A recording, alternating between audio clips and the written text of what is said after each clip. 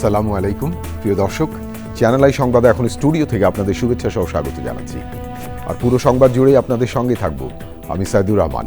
আশা করছি আপনারা আমাদের সঙ্গে থাকবেন। এখন সবার আগে শুনুন যথারীতি ফ্রেশ আটা ময়দা সুজি সংবাদ শিরোনাম। বাংলাদেশ 5ই আগস্টের অবস্থায় ফিরতে চায় না বললেন তারেক রহমান। মতপার্থক্য থাকলেও বিভেদ তৈরি না করা আহ্বান।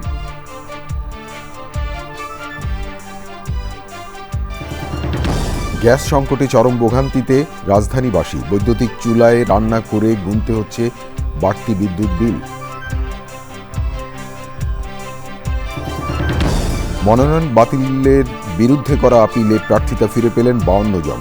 সীমানা জটিলতায় পাবনা 1 ও 2 আসনে ভোট স্থগিত, আবারও জানিয়েছে ইসি।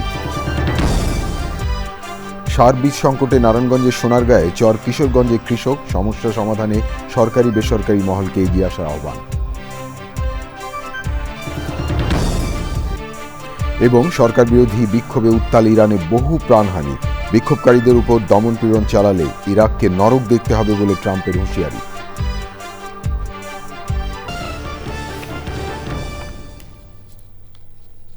প্রিয় দর্শক, এছাড়াও নিটুল টাটা বিশেষ সংবাদে যা থাকছে।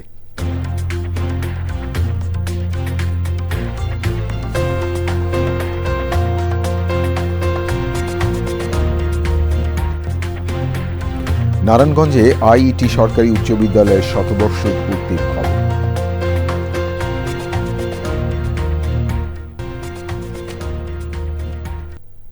ধন্যবাদ প্রিয় দর্শক আমাদের সাথে যোগ দেওয়ার জন্য। এতক্ষণ সংবাদ শিরোনাম শুনলেন, চলুন যাওয়া যাক পুরো খবরে। আর এখনকার এই সংবাদ আয়োজন একই সঙ্গে চ্যানেল আই ইউটিউব চ্যানেলে এবং channel I OTT platform I স্ক্রিনে লাইভ স্ট্রিম হচ্ছে। বিএনপির চেয়ারম্যান তারেক রহমান বলেছেন, প্রতিহিংসার পরিণতি কি হয় তা 5ই আগস্টের পর দেখা গেছে। বাংলাদেশ আর সে জায়গায় ফিরে যেতে চায় না। রাজধানীতে বিভিন্ন গণমাধ্যমের সম্পাদক ও সিনিয়র সাংবাদিকদের সঙ্গে মত বিনিময়ে রাষ্ট্র গঠনে বিভিন্ন পরিকল্পনা তুলে ধরে তিনি বলেছেন, জবাবদিহি নিশ্চিত করে গণতান্ত্রিক পন্থা বজায় রাখতে হবে। সবার উদ্দেশ্যে তিনি বলেছেন, মতপার্থক্য থাকতেই পারে, তবে বিভেদ তৈরি করা যাবে না। আরও জানাচ্ছেন রাহুল রায়। গত 25শে ডিসেম্বর 17 বছরের নির্বাসিত জীবন শেষে দেশে ফেরার পর থেকেই গুলশান কার্যালয়ে রাজনীতিবিদ থেকে শুরু করে কূটনীতিক, বিভিন্ন সংগঠন ও শ্রেণী পেশার মানুষ দেখা করছেন বিএনপির চেয়ারম্যান তারেক রহমানের সঙ্গে। রাজধানীর শেরাটন হোটেলে এবার বিভিন্ন গণমাধ্যমের সম্পাদক ও জ্যেষ্ঠ সাংবাদিকদের সঙ্গে মতবিনিময় করেছেন তিনি। গণমাধ্যম ব্যক্তিত্বরা মতামত তুলে ধরার পর কিছু প্রশ্নেরও উত্তর দেন তারেক রহমান। আমার যারা থাকবেন সাথে তাদেরকে আমি বিষয়টি বলবো। আসন্ন ত্রয়োদশ জাতীয় সংসদ নির্বাচনে জয়ী হয়ে সরকার গঠন করলে রাষ্ট্র গঠনের প্রতিটি খাতের পরিকল্পনার কথা আগেই জানিয়েছিলেন তিনি। দেশে ফেরার দিনেও বলেছিলেন, আই হ্যাভ এ প্ল্যান। বক্তব্যে সেই পরিকল্পনাগুলো আবারও তুলে ধরেন। যে হাফ পপুলেশন নারী, তাদেরকে ঘিরে, এবং সেটি হচ্ছে ফ্যামিলি কার্ড। ফ্যামিলি কার্ডের মাধ্যমে ইটস নট যে একটা ফ্যামিলি কার্ড যে নারী পাবে সেটি সে সারা জীবন পাবে। একজন গৃহিণী বা একজন হাউস ওয়াইফ পাবেন কার্ডটা সারা জীবনের জন্য না, আমরা 5 থেকে 7 বছর দেবো। এই 5 থেকে 7 বছর তাকে আমরা একটা সাপোর্ট দেওয়ার চেষ্টা করবো। সেটা টাকার হিসাবে হতে পারে অথবা এসেনশিয়াল ফুড আইটেমের হিসাবে হতে পারে। আমরা হেলথ কেয়ার অ্যাপ্লাই করতে চাই এবং এই হেলথ কেয়ারের অ্যাপয়েন্টের একটি মূল লক্ষ্য উদ্দেশ্য হচ্ছে এরা যেরকম বেসিক ট্রেনিং পাওয়ার পরে দিয়ে মানুষকে সচেতন করবে। এই হেলথ কেয়ারের 80 থেকে 85% আমরা নারী কর্মী যাতে নারী কর্মীরা গিয়ে ঘরে ঘরে বোঝাতে সক্ষম হন যে কি জন্য প্রয়োজন হাইজিন মেনটেন করা এবং পরিবারকে সুস্থ রাখা। এট দ্য সেম টাইম পরিবারকে একটি রিজনেবল সাইজের মধ্যে রাখা, পরিবারের সদস্যের সংখ্যা।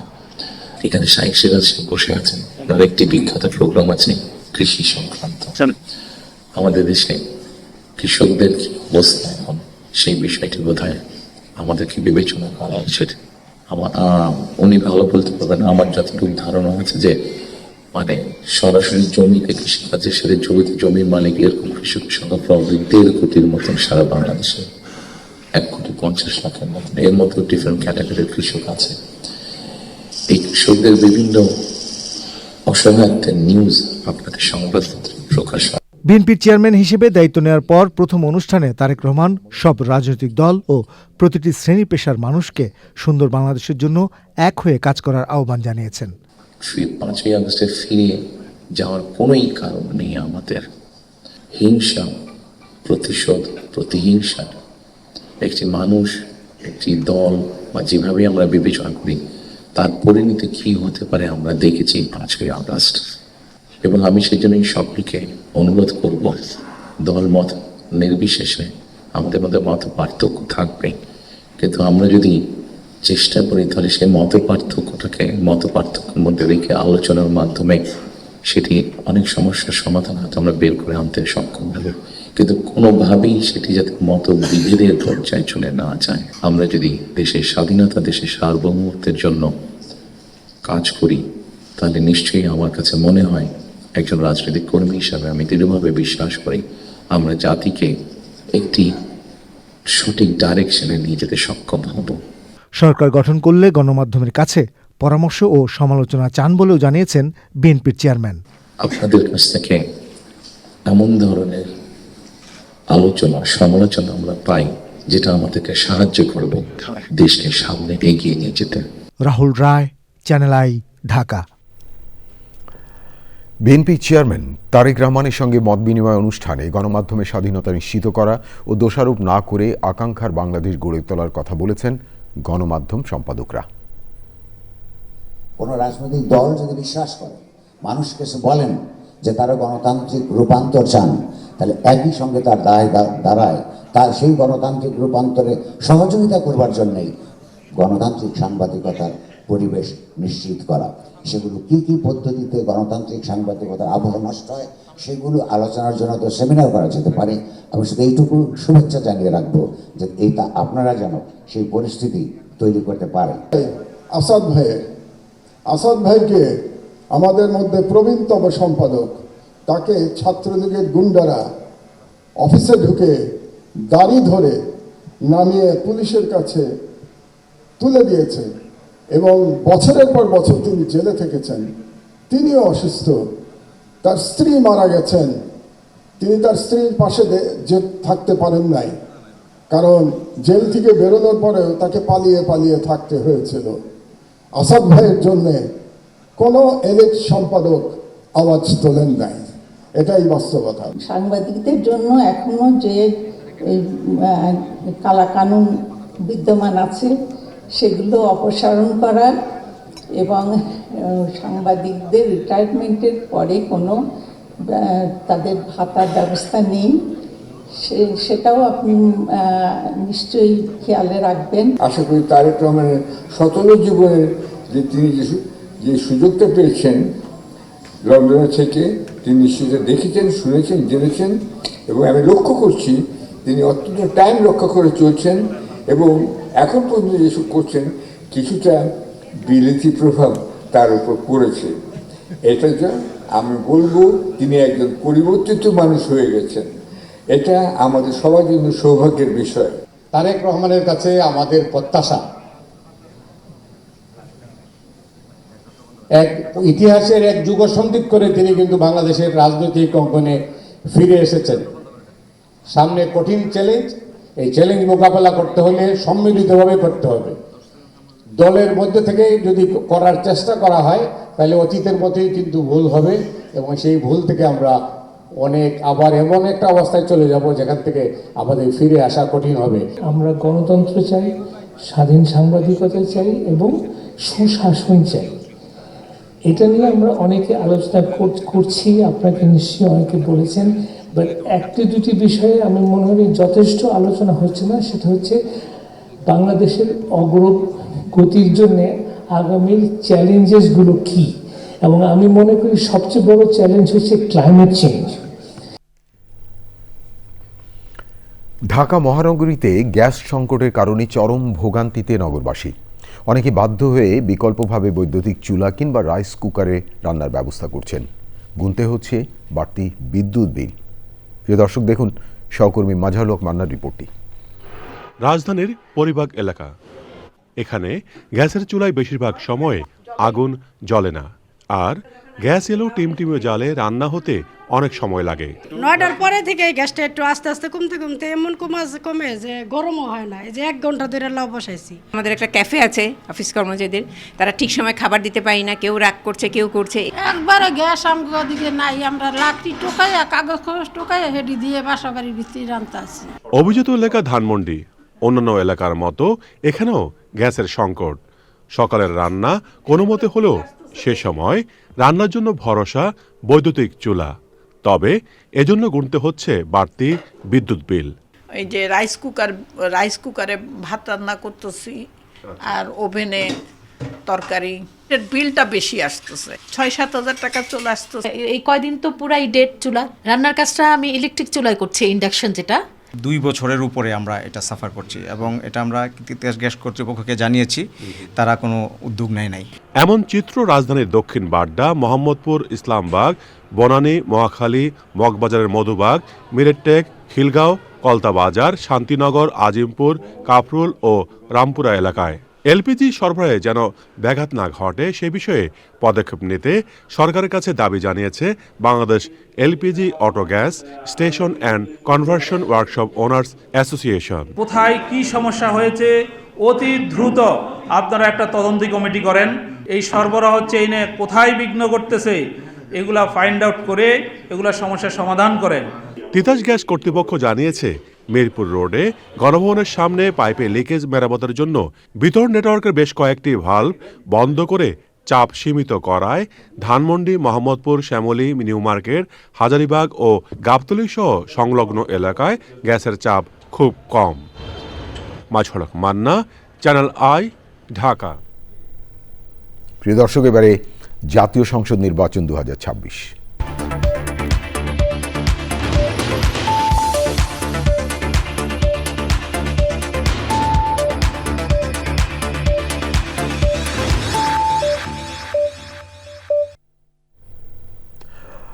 ত্রয়োদশ জাতীয় সংসদ নির্বাচনে মনোনয়নপত্র বাতিলের বিরুদ্ধে করা আপিলে প্রার্থিতা ফিরে পেয়েছেন 52 জন। 4 দিনের শুনানির প্রথম দিন 70 জনের শুনানিতে আবারও মনোনয়ন বাতিল হয়েছে 15 জনের। সীমানা জটিলতায় পাবনায় 1 ও 2 আসনের ভোট গ্রহণ স্থগিতের কথা আবারও জানিয়েছে নির্বাচন কমিশন। সাদি মাহমুদের রিপোর্ট। আসন্ন জাতীয় সংসদ নির্বাচনে প্রার্থিতা বাতিলের আদেশের বিরুদ্ধে আপিল শুনানির প্রথম দিন নির্বাচন ভবনে 70 জন প্রার্থীর শুনানি হয়। প্রার্থিতা ফিরে পেয়েছেন 52 জন, মনোনয়ন বাতিল হয়েছে 15 জনের, আর পেন্ডিং আছে 3 জনের। ঢাকা 9-এ স্বতন্ত্র প্রার্থী হিসেবে আমি যে মনোনয়নপত্র দিয়েছিলাম, আমার প্রার্থিতা বৈধ ঘোষণা করা হয়েছে।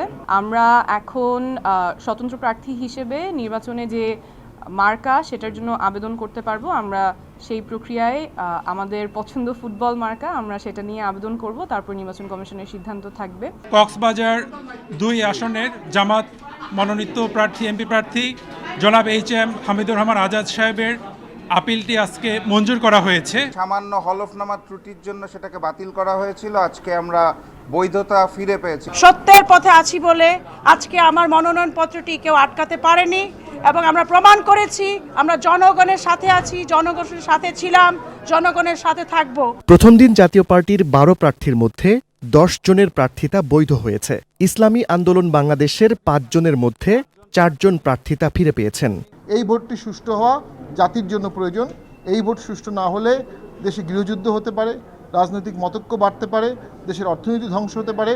এই ভোটটি দেশকে বাঁচাতে পারে যদি সুষ্ঠু ভোট হয়, যদি লেভেল প্লেইং ফিল্ড হয়। আমাদের যে বাকি আপিলগুলি আছে আগামীকাল থেকে আবার শুরু হবে, 14-15 তারিখ পর্যন্ত সেগুলি চলবে। সীমানা জটিলতায় এখনও পাবনার 2টি আসনের ভোট গ্রহণ স্থগিত রেখেছে ইসি। তত্ত্বগত অসম্পূর্ণতা ছিল, সেটাকে আমরা আজকে সম্পন্ন করে দেওয়া হয়েছে এবং কার্যক্রম স্থগিত আছে। এটাই হচ্ছে বর্তমান অবস্থান। এরপরে চর্চা করে তো কোনো লাভ নেই, আমি তো ঘুরে আবার ওইখানেই আসবো। রোববার থেকে মঙ্গলবার সকাল 10টা থেকে বিকেল 5টা পর্যন্ত 645টি আবেদনের শুনানি চলবে।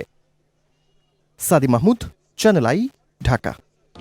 নারায়ণগঞ্জ জেলার সোনারগাঁও উপজেলার চর কিশোরগঞ্জে মেঘনার চরে কৃষকরা আবাদ করেছেন শীতের শাকসবজি। চরটির অবস্থানগত কারণে সার, বীজ সহ কৃষি উপকরণ নিয়ে বিভিন্ন সংকটে ভুগেছেন বলে জানান স্থানীয় কৃষকরা। সমস্যাগুলো সমাধানে সরকারি বেসরকারি মহলকে এগিয়ে আসার দাবি জানিয়েছেন তারা। প্রিয় দর্শক, বিস্তারিত জানাচ্ছেন শাইখ সিরাজ। মেঘনার কুল ঘেঁষে চর কিশোরগঞ্জের বিশাল এলাকা জুড়ে কৃষকের চাষাবাদ। চরটি নারায়ণগঞ্জ জেলার সোনারগাঁও উপজেলার অন্তর্ভুক্ত হলেও মুন্সিগঞ্জের সীমানার কাছাকাছি। অবস্থানগত কারণে কৃষি উপকরণ নিয়ে এখানকার কৃষকদের কিছু সংকটের মুখোমুখি হতে হচ্ছে। ওষুধপাতি সার আমাদের বেশি দামে কিনতে হয় আর কি স্যার। সরকারের ডিলারশিপে যে মূল্য যা দিব আমরা এই বেনিফিটটা আমরা পাই না। বীজের গুণগত মান যাচাই করাও কৃষকদের জন্য বড় চ্যালেঞ্জ। 4 প্যাকেট দানা আনছি বাহুকুলি, একটা প্যাকেট 1100 টাকা নিছে, 4400 টাকা। কিসের ছিল এটা? কি টমেটো। আচ্ছা, তারপর মাত্র 600 সারা পয়সা কাছে গিয়া কতই কইতারি না, মু বগুলে যাওন জানা। হের পরে একটা হজ লাগাইছি, হজই ওঠে নাই। কৃষি বিভাগের অফিসার আসে না?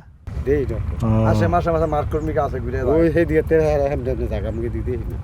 অপরিকল্পিত চাষাবাদ আর মাত্রাতিরিক্ত রাসায়নিকের ব্যবহার চরের মাটি নষ্ট হচ্ছে। আগে প্রচুর ফসল হইতো, আমরা এটা তো 3 ফসল করি, কিন্তু ইদারিন স্যার এই যে জমিনগুলি দুর্বল আছে, নষ্ট আছে। যেমন এই যে বাগুন গাছ মরে, কিছু আগে কোনো গাছ মরতো না, যে কোনো জিনিস অল্প সারে মানে প্রচুর ফলন হইতো। তবে সকল সংকট উতরে দেশের শস্য ভাণ্ডারে ঠিকই যোগান দিয়ে যাচ্ছে এই চরের কৃষক। চরের কৃষক জেগে উঠেছে। একসময় যে চর ছিল পতিত, সেই চরগুলো এখন কৃষকের হাতের ছোঁয়ায় শস্যের ভাণ্ডারে পরিণত হয়েছে। অসুবিধা আছে, ভালো মানের বীজ, কৃষি সহায়তা, পরামর্শ এগুলো পেলে এই চরগুলোকে আরও অনেক ফসল সমৃদ্ধ করা যায় এবং যোগাযোগ ব্যবস্থার উন্নয়ন ঘটাতে পারলে শহর অঞ্চলে এই চরের উৎপাদিত শাক সবজি ফলমূলের একটা বড় যোগান দেওয়া যায়। নারায়ণগঞ্জের সোনারগাঁ থানার চর কিশোরগঞ্জ থেকে শাইখ সিরাজ, চান্দলাই। প্রিয় দর্শক, এ নিয়ে বিস্তারিত প্রতিবেদন প্রচার হবে আজ রাত 9টার সংবাদের পর হৃদয়ে মাটি ও মানুষ অনুষ্ঠানে। এবারে আপনাদের নিয়ে যাচ্ছে আন্তর্জাতিক অঙ্গনে ইরানে আর্থিক সংকট ও মুদ্রার দরপতনের প্রতিবাদে শুরু হওয়া বিক্ষোভ সরকার পতনের আন্দোলনে রূপ নিয়েছে। আন্তর্জাতিক বিভিন্ন গণমাধ্যম জানিয়েছে আইন শৃঙ্খলা রক্ষাকারী বাহিনী ও বিক্ষোভকারীদের সংঘর্ষে অন্তত 72 জন নিহত হয়েছেন। তবে টাইম ম্যাগাজিন এক চিকিৎসকের বরাত দিয়ে জানিয়েছে শুক্রবার তেহরানের 6 হাসপাতালে 217 জন বিক্ষোভকারীর মৃত্যুর কথা রেকর্ড করা হয়েছে। মরদেহ সরিয়ে নিতে প্রকৃত নিহতের সংখ্যা লুকানোর চেষ্টা করা হচ্ছে বলে অভিযোগ উঠেছে। বিক্ষোভ দমনে সরকার ইন্টারনেট ও টেলিফোন পরিষেবা বন্ধ করে দেয় এবং ফ্লাইট চলাচল বন্ধ থাকায় বহির্বিশ্ব থেকে বিচ্ছিন্ন হয়ে পড়েছে ইরান। মার্কিন প্রেসিডেন্ট ডোনাল্ড ট্রাম্প হুঁশিয়ার করে বলেছেন, নিরস্ত্র বিক্ষোভকারীদের উপর দমন পীড়ন চালালে ইরানকে নরক দেখতে হবে। আমার হাতে আরও খবর আছে প্রিয় দর্শক, দেখতে থাকুন চ্যানেল আই সংবাদ। এবারে বিরতি, আর বিরতির পর যা দেখতে পাবেন, মাদুরোকে আটকের পর যুক্তরাষ্ট্রের সাথে সম্পর্ক পুনঃস্থাপনের পথে ভেনেজুয়েলার অন্তর্বর্তী সরকার, রাশিয়া ও চীন থেকে রক্ষায় গ্রিনল্যান্ডের দখল চান ট্রাম্প। নিকোলো মাদুরো মার্কিন অভিযানে আটক হওয়ার 1 সপ্তাহেরও কম সময়ের মধ্যে যুক্তরাষ্ট্রের সাথে কূটনৈতিক সম্পর্ক পুনঃস্থাপন করতে যাচ্ছে ভেনেজুয়েলার অন্তর্বর্তী সরকার। কারাকাস জানায়, ওয়াশিংটনের সাথে সম্পর্ক স্বাভাবিক করতে একটি অনুসন্ধানমূলক প্রক্রিয়া শুরু করা হয়েছে। এদিকে মার্কিন প্রেসিডেন্ট ডোনাল্ড ট্রাম্প বলেছেন, রাশিয়া ও চীন যেন গ্রিনল্যান্ডের দখল নিতে না পারে তা নিশ্চিত করতে যুক্তরাষ্ট্রের ওই ভূখণ্ড নিজের মালিকানায় নেওয়া প্রয়োজন।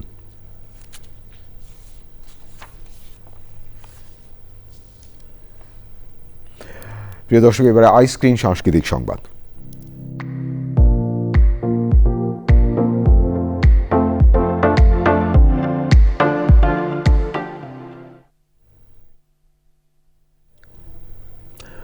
শুরু হলো 24তম ঢাকা আন্তর্জাতিক চলচ্চিত্র উৎসব। বিকেলে জাতীয় জাদুঘরে উৎসবের উদ্বোধন করেন তথ্য ও সম্প্রচার উপদেষ্টা সৈয়দা রিজওয়ানা হাসান। 9 দিনের এই উৎসবে প্রদর্শিত হবে 91টি দেশের 245টি সিনেমা। উৎসবের মিডিয়া পার্টনার চ্যানেল আই। আর বিস্তারিত জানাচ্ছেন সুলতান আহিমু। সুস্থ চলচ্চিত্রের প্রতি নতুন প্রজন্মের আগ্রহ বাড়ানোর লক্ষ্য নিয়ে শুরু হলো 24তম ঢাকা আন্তর্জাতিক চলচ্চিত্র উৎসব। এবারের উৎসবে 8টি বিভাগে প্রদর্শিত হবে বাংলাদেশ সহ 91টি দেশের 245টি সিনেমা। শনিবার বিকেলে জল তরঙ্গের নৃত্যশিল্পীদের পরিবেশনার মাধ্যমে অনুষ্ঠিত হয় উদ্বোধনী আয়োজন। এবারের উৎসবে ভেন্যু তালিকায় প্রথমবারের মতো যুক্ত হয়েছে কক্সবাজার লাবণী বিচ পয়েন্ট, যেখানে উন্মুক্ত প্রদর্শনী চলবে। সিনেমা প্রদর্শনীর পরিবেশ সহায়ক রাখতে সবাইকে আহ্বান জানিয়েছেন তথ্য ও সম্প্রচার উপদেষ্টা Syeda Rizwana Hasan.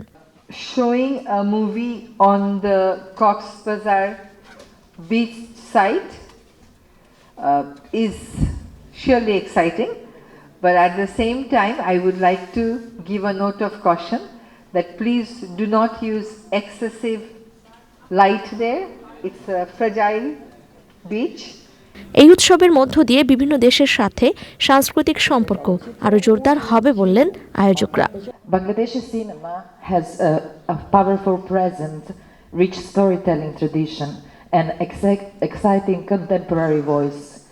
For many years, the Dhaka International Film Festival has built a bridge. On this bridge, precious stories from different cultures can meet and talk. Modern sound equipment ইত্যাদি থাকবে। এটা অ্যাকচুয়ালি তথ্য মন্ত্রণালয়ের অধীনের ফিল্ম। কালচারাল মিনিস্ট্রি বা information ministry যেই করুক না কেন, আমাদের একটা পার্মানেন্ট ভেন্যু দরকার। উদ্বোধনী আয়োজন শেষে চীনা চলচ্চিত্র উ জিন জিলু প্রদর্শিত হয়। উৎসবটির media partner channel I. Sultana Himu, channel I, Dhaka. প্রিয় দর্শক, এবারে নিটোল টাটা বিশেষ সংবাদ।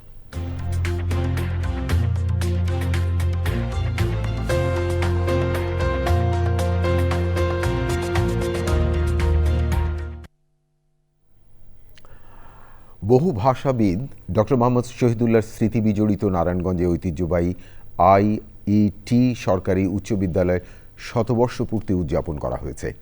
ঐতিহাসিক এই মুহূর্তকে স্মরণীয় করে রাখতে প্রাক্তন শিক্ষার্থীদের উদ্যোগে দিনভর বর্ণাঢ্য কর্মসূচি আয়োজন করা হয়। প্রিয় দর্শক, নারায়ণগঞ্জ থেকে রুমন রেজার পাঠানো তথ্য ও ভিডিও চিত্র নিয়ে দেখুন সাদিয়া ওমরের রিপোর্টটি।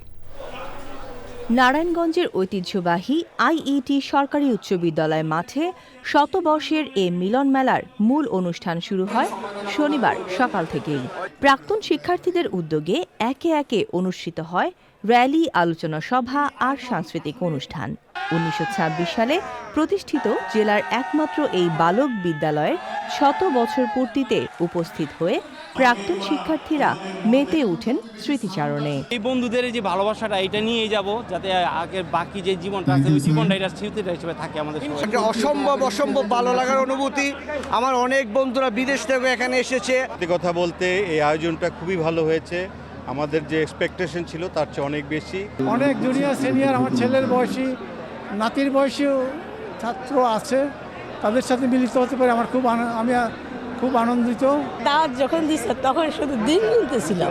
দোয়া করি তোমরা জীবনে ভালো হও, জীবনে একজন ভালো নাগরিক হও। বিদ্যালয়ের সার্বিক উন্নয়নে ছাত্র, শিক্ষক ও বিদ্যালয় কমিটি নানামুখী কাজ করে যাচ্ছেন বলে জানান আয়োজকরা। এখানে সব ধরনের প্রাক্তন যারা স্টুডেন্ট সবার স্বতঃস্ফূর্ত আমরা সাড়া পেয়েছি। আর মোটামুটি 2500 স্টুডেন্ট এবং আমাদের শুভানুধ্যায়ীদের আগমনে আজকের এই ফেস্টিভ একটা মুড, এবং আমরা আশা করি এই শতবর্ষ উদযাপনের মাধ্যমে স্কুলের সর্বাঙ্গীন কল্যাণে আমরা অবদান রাখতে চাই। এর আগে শুক্রবার সকালে বিদ্যালয় প্রাঙ্গণ থেকে একটি শোভাযাত্রা বের হয়। শোভাযাত্রাটি হাজীগঞ্জ বাজার নতুন রাস্তা, চানমারি, চাষারা গোলচত্বর থেকে খানপুর হাসপাতাল রোড ধরে গুদারাঘাট হয়ে স্কুল প্রাঙ্গণে ফিরে আসে। Sadia Omar, channel I. এবারে পূবালী ব্যাংক বাণিজ্য সংবাদ।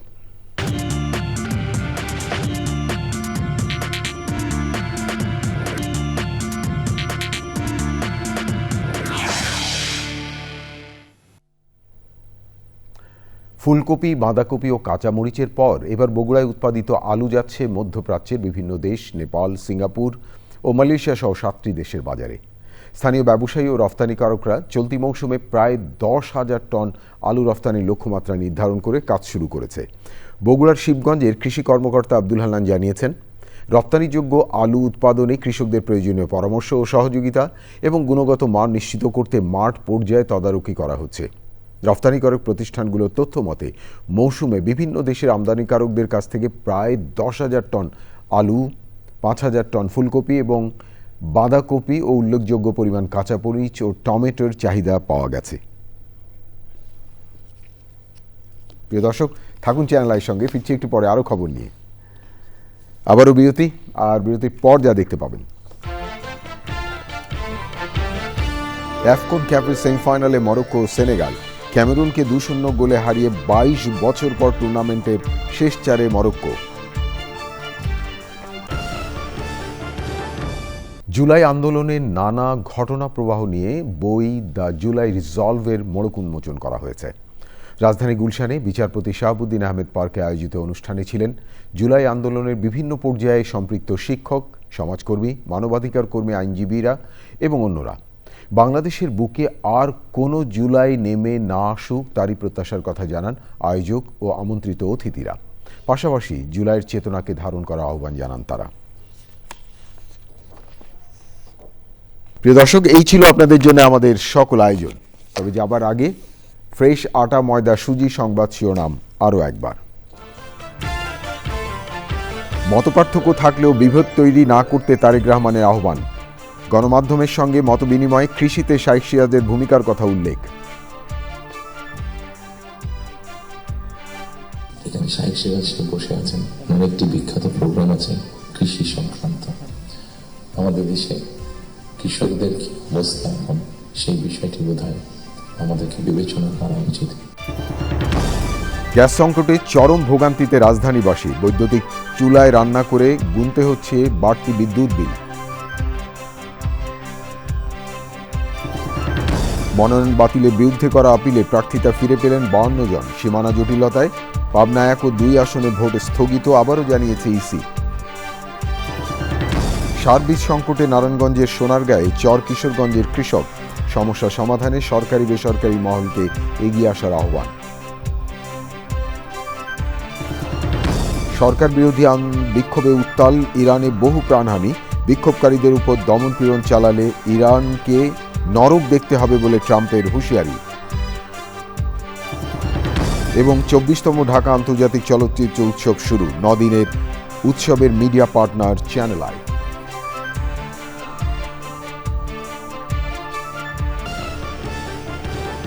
এতক্ষণ চ্যানেল আই সংবাদ দেখার জন্য অসংখ্য ধন্যবাদ। ভালো থাকবেন আর ভালো রাখবেন সবাইকে।